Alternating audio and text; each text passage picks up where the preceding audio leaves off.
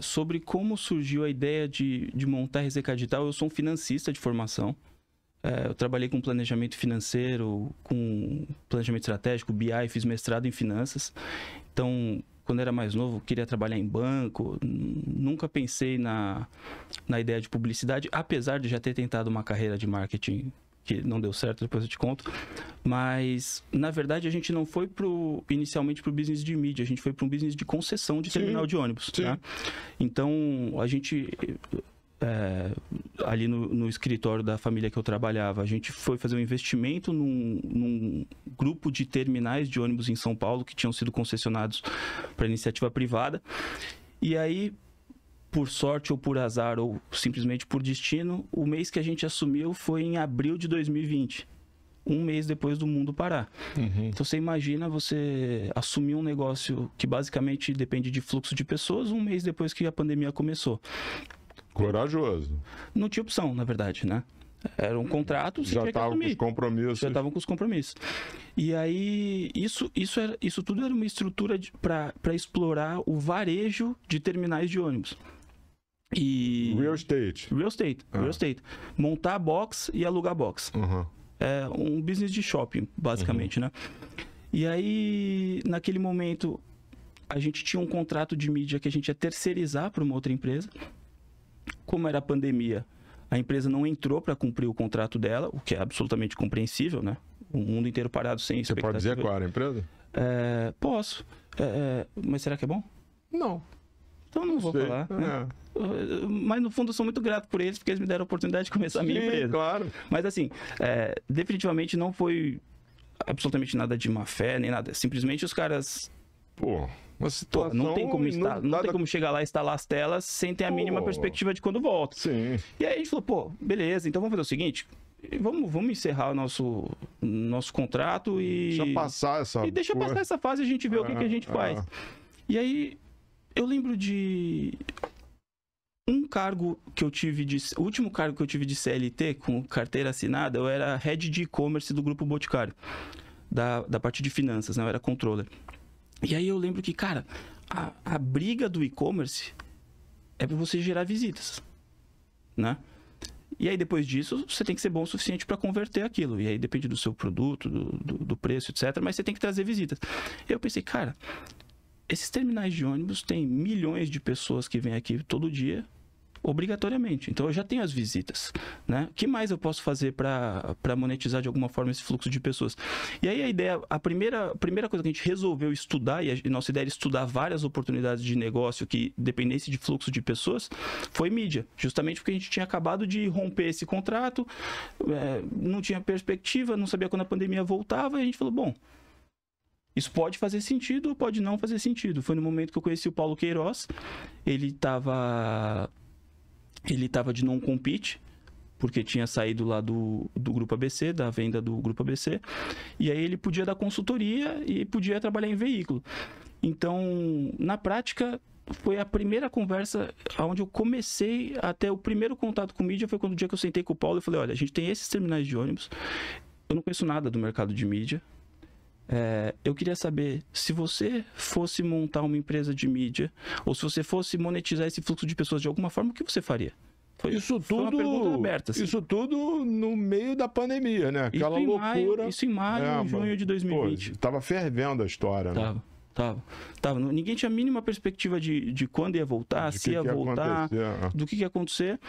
Mas, por outro lado, e por isso que eu falo que, não sei se foi bom, se foi ruim, mas no nosso caso específico foi uma oportunidade, porque o mercado todo estava parado. Então a gente não tinha... A gente tinha pessoas como o Paulo, por exemplo, em casa. E aí a gente pôde aproveitar esse tempo para estudar. Então, foram alguns meses entendendo, o que o IAB Internacional falava de mídia outdoor, o que estavam fazendo no metrô de Hong Kong, o que estavam fazendo na Inglaterra. E era um trabalho puramente acadêmico no começo, né? Pesquisa pura. Pesquisa pura. Então, um bloco lá de pesquisar quais são os softwares, quais são os serviços, quais são os modelos de medição de audiência, qual é o hardware, qual é o cabo. A gente não sabia nada. O Paulo Queiroz, com toda a experiência que ele tinha de mídia, ele sempre foi um comprador de mídia, né? E aí, um dia ele apresentou o que ele entendia como sendo a empresa ideal de Out of Home. Ele fez um trabalho muito legal também de conversar com os colegas dele de mídia para perguntar assim, cara, o que falta no mercado de Out of Home?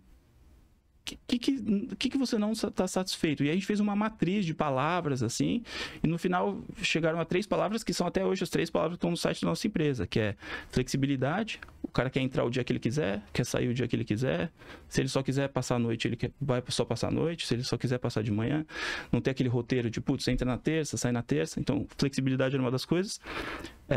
Accountability. Me falaram aqui que X milhões de pessoas veem essa peça, mas como eu faço para saber isso mesmo, né? A gente tem uma geração hoje de mídias que estão muito acostumados com a mídia digital, com a mídia da internet, então essa questão de dados, accountability é muito importante para eles. E o terceiro era a inovação, né? A inovação é uma palavra que sempre aparece quando você pergunta o que as pessoas esperam. E aí o Paulo apresentou esse trabalho de consultoria pra gente e ele falou, olha, cara, só tem uma coisa, se vocês forem fazer isso, vocês me convidam, porque eu achei muito legal. Bom, então vamos, e a RZK Digital começou comigo e com o Paulo. A gente não tinha... A gente tinha a ideia, a gente tinha um PowerPoint, a gente fez uma coisa que foi muito legal, a gente entrava no LinkedIn e pesquisava, por exemplo, pessoas que trabalharam nas empresas de Out of Home e não estão mais. Então a gente achou lá, por exemplo, depois de uma semana que a gente estava junto, a gente achou um cara que trabalhou muitos anos no setor, trabalhou na eletromídia e tal, tinha muita experiência e que estava desempregado. A gente ligou pro cara, tudo bem, a gente nem tinha nome da empresa ainda. Tudo bem, meu nome é Paulo, tal, a gente está estudando montar um negócio, a gente viu que você trabalhou na parte de instalação de telas, não sei o que. Quanto você cobra por hora para fazer uma consultoria pra gente? O cara, sei lá, cobra R$200. A gente ligava pro cara e falava, cara, como que instala uma tela? Qual cabo que usa?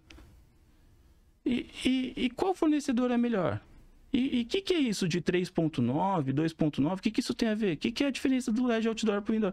Então, a gente literalmente foi pagando pessoas para ficar fazendo perguntas, até que a gente, depois de um tempo, efetivamente, só lá para frente, que a gente montou o CNPJ, contratou o primeiro time, comprou as primeiras telas, resolveu instalar, etc. E aí a gente inaugurou nossa empresa. E isso, desculpa te interromper, claro. Com um negócio lá de concessão... Parado, né? Parado. O terminal vazio. O terminal vazio. Os terminais... Pô, você é corajoso pra caramba, dá um pouquinho aqui, meu amigo, pô. Não, eu vou te falar uma coisa, cara. Deu um frio na barriga. Imagina, Deu um frio na barriga. Não, e pô, você com teus parentes lá, cara, todo mundo...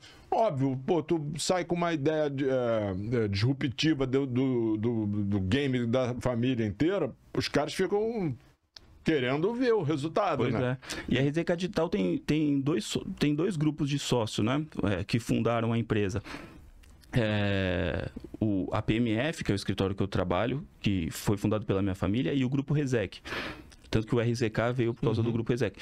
E eles estão no agro, na área de infraestrutura, energia. Também são um grupo grande, mas que não tem nada a ver com mídia. Foi a primeira experiência de nós dois, mas tem sido uma jornada divertida. Sim.